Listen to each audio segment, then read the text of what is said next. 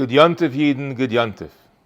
Today is Yud Tes Kislev, the tremendous Hasidic holiday marking the 226th anniversary of the Alter Rebbe's liberation from Tsarist Russian prison. The Alter Rebbe, Rabbi Shneur Zalman of Liadi, was the founder of the Chabad movement. Through his teachings of Chassidus, and especially through his fundamental work of the Sefer Tanya, he inspired generations of Jews to seek out a meaningful relationship with God using the tools of mindful meditation and deep emotion. Today, this lifestyle is almost taken for granted. But when the Alter Rebbe began charting this path, it was very difficult. He faced opposition, not just physically from those on the outside, but, as our tradition tells us, he also had spiritual opposition from fellow students and indeed from the heavenly court itself. There was concern that perhaps the world was not ready for the great light of Chassidus to become mainstream. Perhaps it would be misunderstood and misused by those with the wrong intentions. Things came to a head when another student of the Maggid, the holy tzaddik Reb Pinchas of Koretz, saw a manuscript of Hasidic teaching lying on the floor in a less than honorable fashion. He raised an accusation in the heavens and demanded that the spreading of Chassidus be stopped immediately. When the Alter Rebbe heard about this, he told the following metaphor.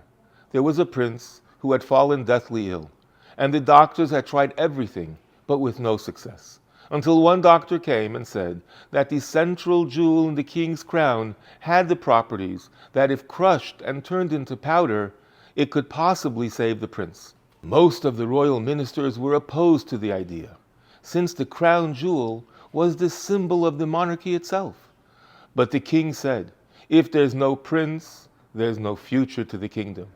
Crush the jewel, and even if only a tiny bit enters the prince's mouth and the rest spills to the floor, it'll still be worth it.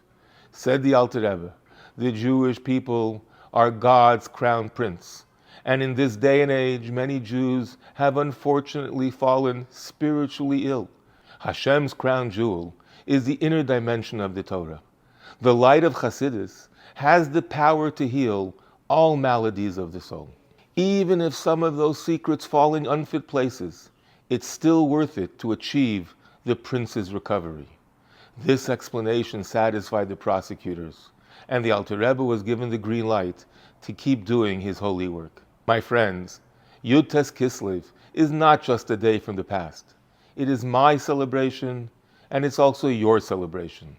The incredible access that we have today to the treasures of Chassidus is thanks to this holy day. Over the next few days, and especially this Shabbos, make some time to study Chassidus. Take resolutions to begin learning more of the Alter Rebbe's teachings. And as the Chassidic customary wish goes, Lishana Tova b'limud HaChassidus, u'b'darkei HaChassidus, teichasevu v'seichasemu. May you all be inscribed and sealed for a good year in the learning of Chassidus and the conduct in the ways of Chassidus. Wishing you and yours a Shabbat Shalom u'mevorach.